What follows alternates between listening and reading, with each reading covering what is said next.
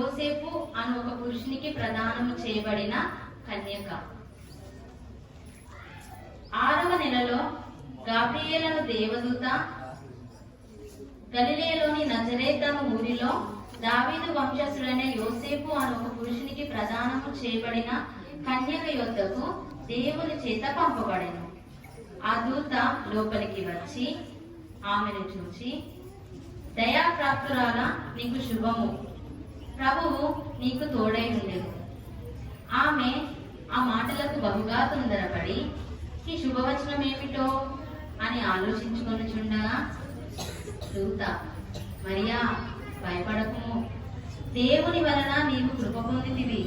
ఇదిగో, నీవు గర్భము ధరించి కుమారుని కని ఆయనకు యేసు అని పేరు పెట్టుదువు. ఆయన గొప్పవాడై సర్వోన్నతుని కుమారుడనబడును. ప్రభువైన దేవుడు ఆయన తండ్రి అయిన దావీదు సింహాసనమును ఆయనకిచ్చును. ఆయన యాకోబు వంశస్థులను యుగయుగములు ఏలును. ఆయన రాజ్యము అంతము లేనిదై ఉండేను. అందుకు మరియా, నేను పురుషుని ఎరుగని దానినే, ఇది ఎలాగూ జరుగును? దూత, పరిశుద్ధాత్మ నీ మీదికి వచ్చును, సర్వోన్నతుని శక్తి నిన్ను కమ్ముకొనును గనుక పుట్టబోవు శిశువు పరిశుద్ధుడై దేవుని కుమారుడనబడును. అంతటా ఆ దూత తిరిగి వెళ్ళేది.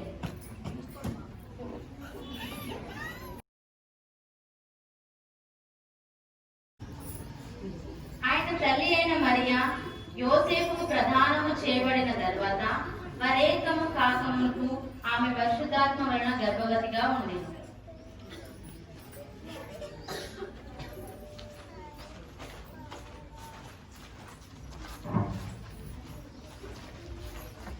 ఆమె భర్త అయిన యోసేపు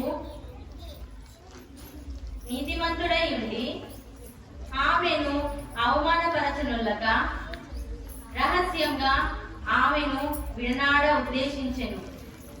అతడు ఈ సంగతులను గురించి ఆలోచించుకొనుచుండగా మెల్లిగా నిద్రలోనికి జారుకున్నాడు. ఇదిగో, ప్రభు దూత స్వప్నమందు అతనికి ప్రత్యక్షమై, దావీదు కుమారుడైన యోసేపు, నీ భార్య అయిన మరియను చేర్చుకొనుటకు భయపడకుము. ఆమె గర్భము ధరించినది, పరిశుద్ధాత్మ వలన కలిగినది. ఆమె ఒక కుమారుని కనును. తన ప్రజలను వారి పాపముల నుండి ఆయనే రక్షించును గనక ఆయనకు యేసు అని పేరు పెట్టుదువు. ఇదిగో, కన్యక గర్భవతి అయి కుమారుని కనును. ఆయనకు ఇమ్మానుయేలును పేరు పెట్టుదురు. అంతటా ఆ దూత తిరిగి వెళ్ళింది.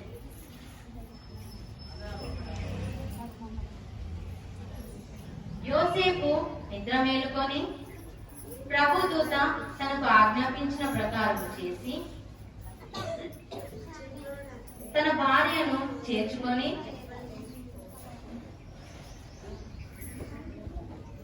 ఆమె కుమారుని కను వరకు ఆమెను ఎరుగకుండేది.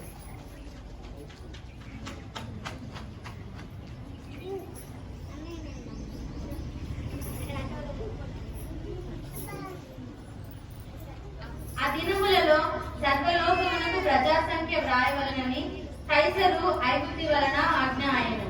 ఇది కురేనియా సిరియా దేశమునకు అధిపతి ఉన్నప్పుడు జరిగిన మొదటి ప్రజా సంఖ్య.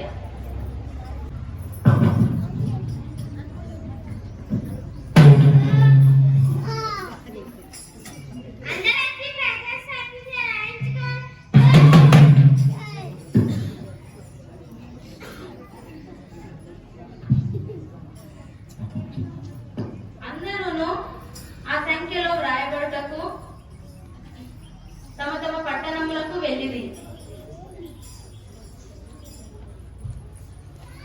యోసేపు దావీదు వంశంలోను గోత్రములోను పుట్టినవాడు కనుక తనకు భార్యగా ప్రదానము చేయబడి గర్భవతి ఉండిన మరియతో కూడా ఆ సంఖ్యలో వ్రాయబడుటకు గలిలయలోని నజరేతు నుండి యూదాయలోని బెత్లెహేమనబడిన దావీదు ఊరికి వెళ్ళాను. వారక్కడ ఉన్నప్పుడు ఆమెకు ప్రసవ దినం నిండి ఉండెను గనుక వారు ఒకరింటికి వెళ్ళి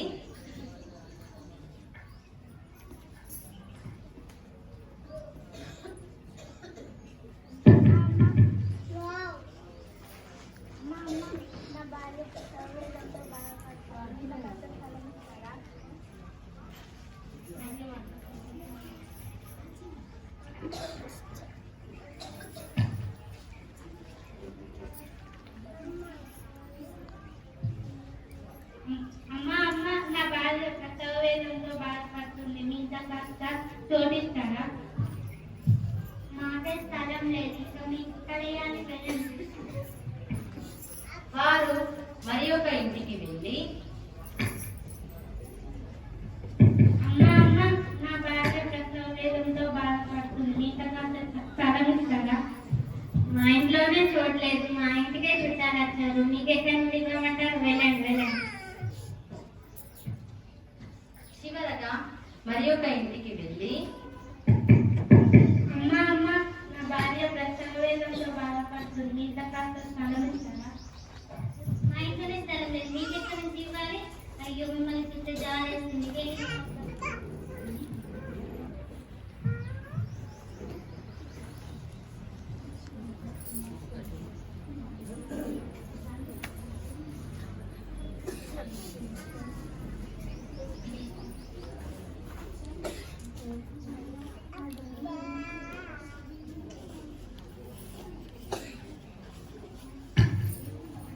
మరియా తొలిచూలు కుమారుని కని పొత్తిగుడ్డలతో చుట్టి సత్రంలో వారికి స్థలము లేనందున ఆయనను పశువుల తొట్టిలో కరుండబెట్టాను.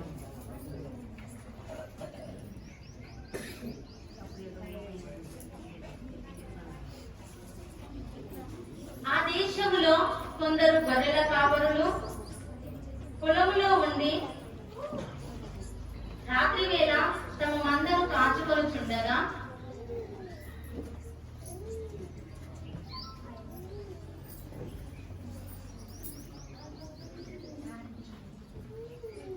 ప్రభుదూత వారి వద్దకు వచ్చి నిలిచేను.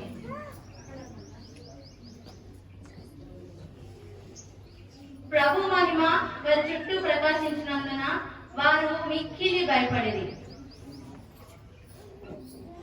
దూత భయపడుకుడి, ఇదిగో ప్రజలందరికీ కలగబోవు మహా సంతోషకరమైన సువార్తమానము నేను మీకు తెలియజేయుచున్నాను. దావీదు పట్టణమందు నేడు రక్షకుడు మీ కొరకు పుట్టి ఉన్నాడు. ఈయన ప్రభు అయిన క్రీస్తు. దానికి ఇదే మీ కానవాళ్ళు. ఒక శిశువు పొత్తిగుడ్డలతో చుట్టబడి ఒక తొట్టిలో పడుకొనిట మీరు చూచెదరు. ఆ దూత తిరిగి వెళ్ళింది.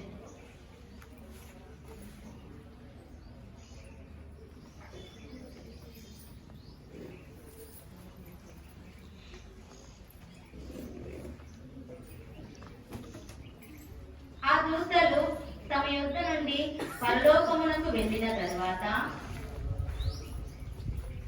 ఆ గొర్రెల కాపరులు ఒకరితో ఒకరు ఇలాగూ మాట్లాడుచుండేది.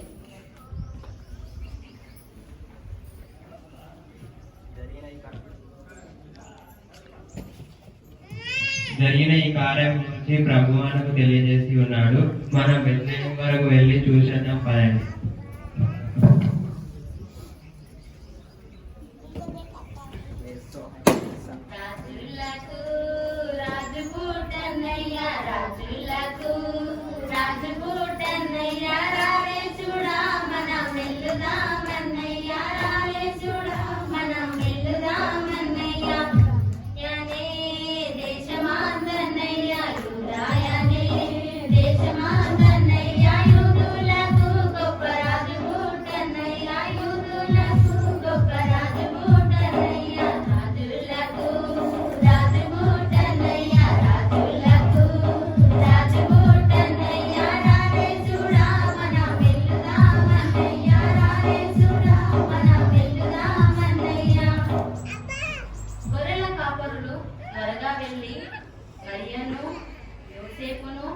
తొట్టిలో పడుకొని ఉన్న శిశువును చూచిరి. వారు చూసి ఈ శిశువును గూర్చి తమతో చెప్పబడిన మాటలు ప్రచురము చేసిరి. గొర్రెల కాపరులు తమతో చెప్పిన సంగతులను గురించి విన్న వారందరూ మిక్కిలి ఆశ్చర్యపడింది. అయితే మరియా ఆ మాటలన్నీ తన హృదయంలో తలపోసుకొనుచు భద్రము చేసుకునేది. అంతటా ఆ గొర్రెల కాపరులు తమతో చెప్పబడినట్లుగా తాము విన్న వాటిని కన్నవాటినన్నిటినీ గురించి దేవునికి మహిమ పరచుచు స్తోత్రము చేస్తూ తిరిగి వెళ్ళింది. హల్లెలూయా హల్లెలూయా హల్లెలూయా హల్లెలూయా హల్లెలూయా హల్లెలూయా హల్లెలూయా హల్లెలూయా హల్లెలూయా హల్లెలూయా.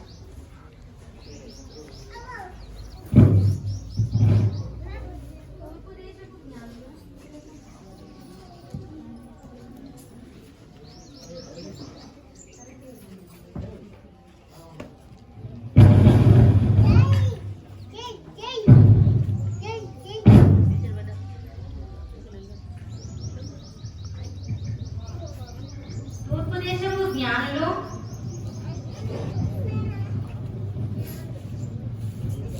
ఆ నక్షత్రమును చూచి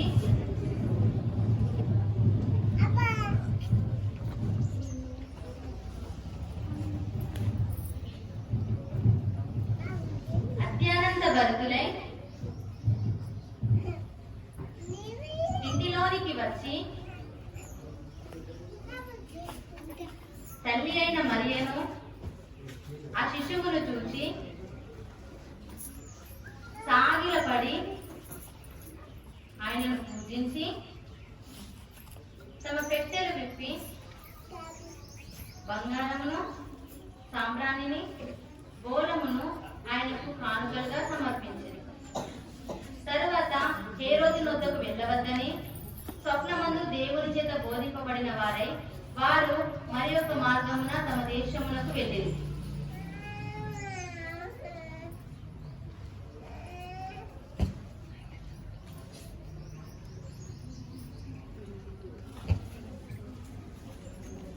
వెంటనే పరలోక సైన్య సమూహము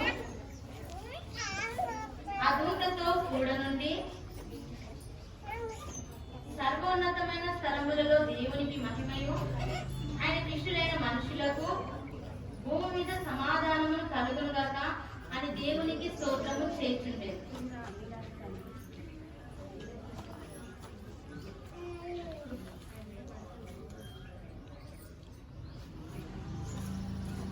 ఇంతతో డ్రామా అయిపోయింది. అందరూ చప్పట్లు కొట్టారు.